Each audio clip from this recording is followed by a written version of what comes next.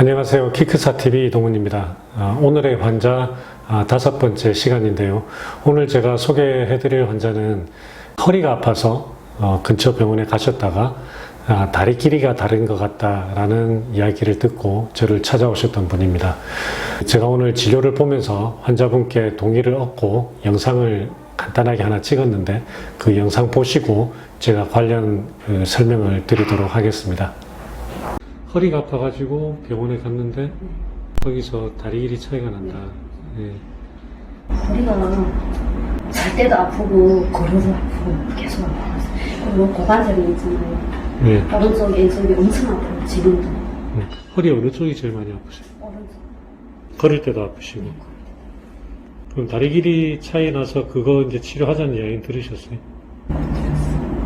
대학병원에서는 제가 이걸 수술할 수 있는 거 아니까 이런 수술을 자기네는 못 해봤다고. 길이 맞추는 거? 네. 네. 자, 이분은 그 45세 여자 환자분이었고, 다리 길이 차이가 이 정도면 이제 꽤 많이 나는 거죠. 예, 엑스레이 보시듯이 이 정도.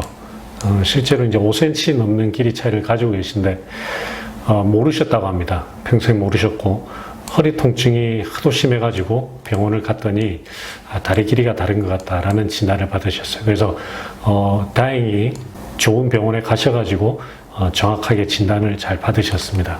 그래서 이분 보시면 다리 길이가 다르니까 다리 길이가 다르면 이렇게 섰을 때 골반이 이렇게 기울어지죠. 그리고 몸을 세워야 되니까 허리를 이렇게 휘어서 세우게 됩니다. 그렇게 되다 보면 크게 보시면 허리가 이쪽에는 이렇게 벌어지는 힘을 받게 되고 반대쪽에는 계속 눌리는 힘을 받게 되죠. 그래서 통증은 어느 쪽이든지 올 수가 있는데 주로 이제 관절염은 이런 눌리는 쪽에 많이 생깁니다. 이분도 보면 약간 이제 뼈가 뾰족뾰족해지면서 관절이 이렇게 관절염이 초기 그 현상을 보이고 있습니다.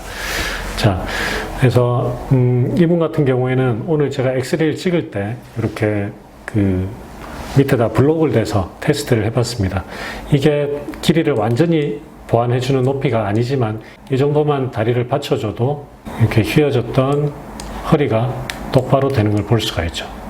이런 식으로 맞춰주게 되면 환자의 허리 통증도 좋아지는 그런 결과를 우리가 얻을 수가 있습니다. 그래서 이런 하지부동이 있으면 나중에 많이 호소하시는 증상 중에 하나가 허리 통증입니다. 그렇기 때문에 제가 오늘 여러분들께 드리고 싶은 말씀은 허리 통증이 있는 분들 같은 경우에는 다리 길이를 꼭 한번 확인을 해보시는 게 좋다라는 이야기를 드립니다. 이런 다리 길이 차이 때문에 생기는 허리 통증은 정말 많이 볼 수 있어요. 이분 같은 경우에도 42세 여자 환자분이고 이렇게 다리 길이가 다르죠. 골반이 기울어졌고 몸을 세우려고 허리를 휘다 보니까 여기 보시면 이렇게 뾰족해진 거 볼 수 있죠. 이미 허리에 이제 관절염이 오는 겁니다. 정상적인 관절은 이렇게 끝이 이렇게 부드럽게 돌아가거든요. 그래서 차이가 있죠. 정상적인 관절하고. 그래서 항상 이렇게 압박을 받는 쪽, 이런 쪽으로 관절염이 생깁니다. 그래서 이분 같은 경우에도 지금 제 수술을 받기 위해서 준비를 하고 계신 분이시고 많습니다. 제가 그냥 간단하게 오늘 이분 오셔가지고 간단하게 찾아봐도 이렇게 많죠. 이분은 다리가 다른데 허리가 이제 이렇게 혔는데 이쪽에도 관절염이 있지만 반대쪽에도 관절염이 생긴 그런 경우가 되겠습니다. 그렇기 때문에 하지부동 다리 길이가 달라서 생기는 허리 통증은 다리 길이를 맞춰줘야 이런 허리 통증을 근본적으로 해결을 할 수 있다라고 생각을 하시면 됩니다. 치료했던 케이스 몇 가지만 보여드리면 이분 같은 경우에도 이렇게 다리 길이가 많이 다르죠. 이 차이가 나고 허리가 이렇게 많이 휘어 있죠. 이분 역시 이제 나이가 어리지만 허리 통증이 생길 수가 있는 그런 정도의 다리 길이 차이입니다. 그래서 허벅지 종아리 연장을 해서 이렇게 길이가 어느 정도 맞춰지고 여러분들이 보시면 이렇게 허리가 굉장히 똑바르게 교정되는 걸 볼 수가 있죠.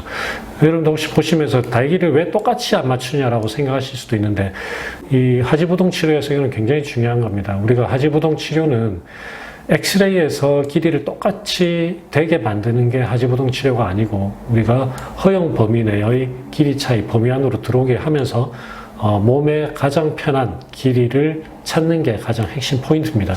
그래서 우리가 하지부동 치료에서는 목표 길이를 얼마를 할 것인지를 정확하게 미리 찾아서 치료를 진행해야 된다. 이렇게 말씀을 드립니다. 마지막으로 하나 더 보여드리면 이분 같은 경우에는 하지부동이 있죠. 다리 길이도 다른데 다리 길이가 다르면서 이분 같은 경우에는 여러 가지 그 변형이 허벅지는 X다리 변형, 종아리는 O다리 변형, 그리고 옆에서 보면은 반장슬 변형, 종아리도 반장슬 변형. 그래서 굉장히 여러 가지 변형이 같이 복합된 그런 하지부동인 그런 케이스였습니다. 그래서 우리가 하지부동 치료를 할 때는 다리 길이가 다르다고 해서 다리 길이만 그냥 고쳐주는 그런 치료를 하는 게 아니고 우리가 엑스레이를 찍어보고 진찰을 해서 혹시 동반된 변형이 있는지를 확인을 해서 이 치료를 할 때 같이 동반된 변형을 같이 치료를 해준다. 그렇게 말씀을 드립니다.